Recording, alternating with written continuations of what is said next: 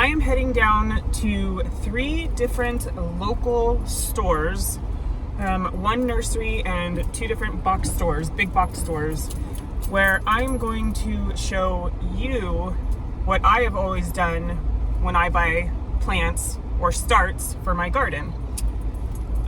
This is a way to kind of get more bang for your buck, especially now with the price of things going up. So I'm going to compare the 3 different locations.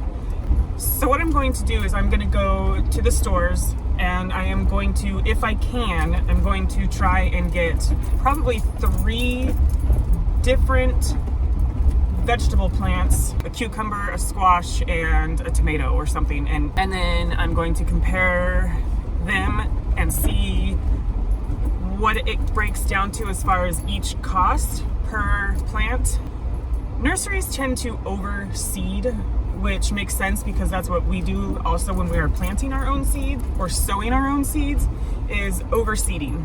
It is a way to sort of guarantee, if you will, at least one seed will sprout. First place that we're going to go to is Lowe's. I don't know how many vegetable starts they have right now. I see a few, but let's go inside and see if we can find some more. What do we got? Sugar snap peas, cauliflower, Swiss chard, herbs, more herbs.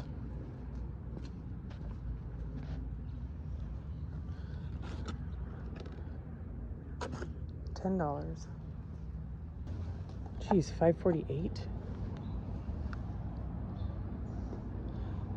So all of these have gone up in price. So what I'm going to do, I'm going to try and find plants that have multiple starts in it. More bang for your buck. Zucchini, squash, kale.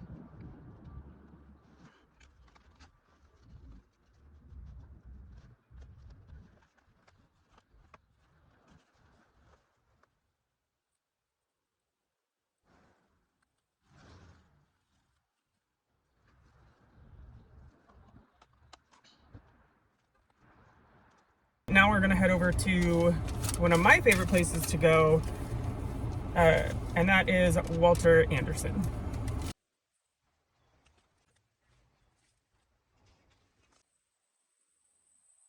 Third and final stop is the Home Depot. All right, we are here at Home Depot. Let's go inside and see what they have to offer.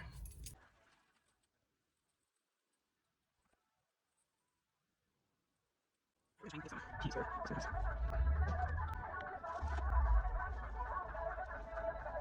gonna take these home and I'm going to separate them and transplant them. So that's what's next. Okay, I am back home from my outing today of getting all of my plants, as you can see right here.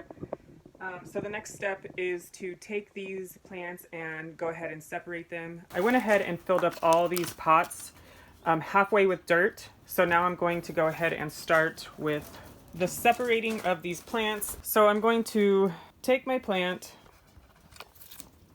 bring it up here, and just kind of gently sort of get all this dirt out of here. And I'm going to loosen the roots. And I just want to be able to kind of pull these guys apart without really damaging a lot of that root system.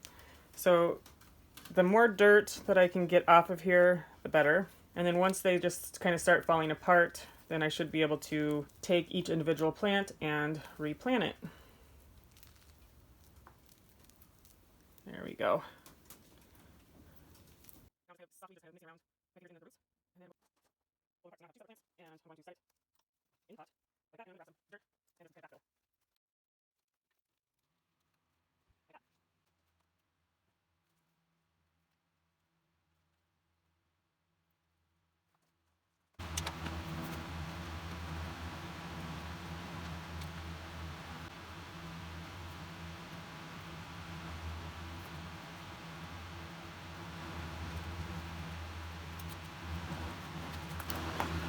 With the tomatoes, what I'm going to do is I'm going to pinch off these bottom leaves down here.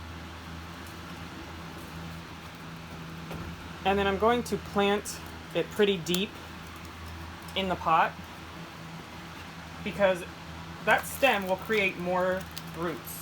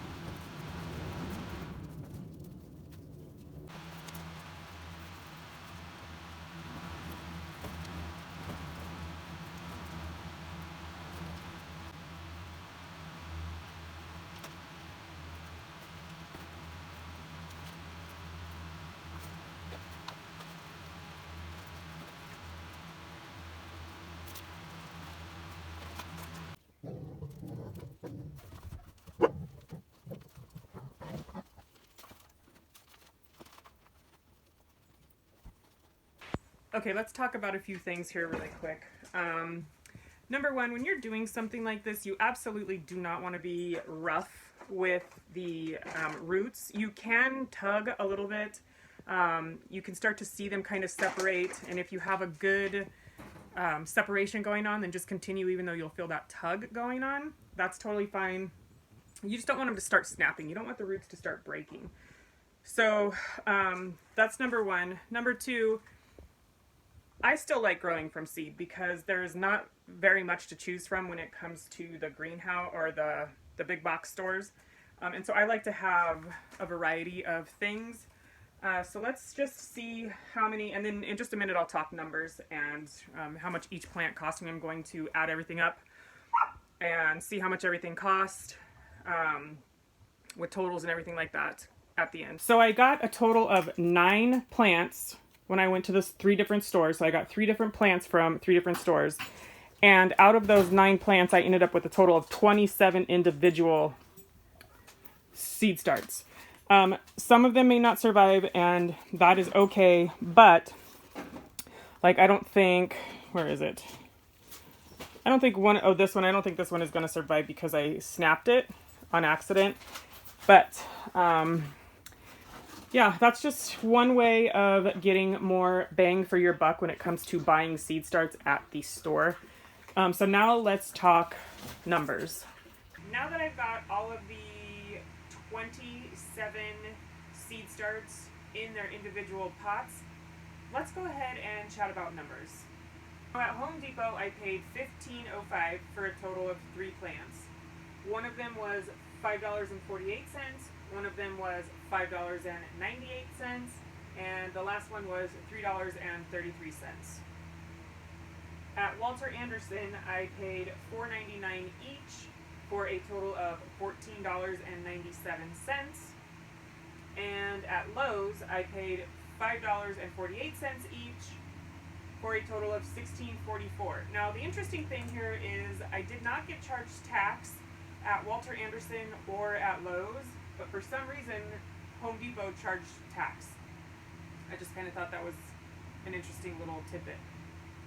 Anyway, so I bought a total of 9 potted veggie starts for a total of 27 starts out of every single pot I bought.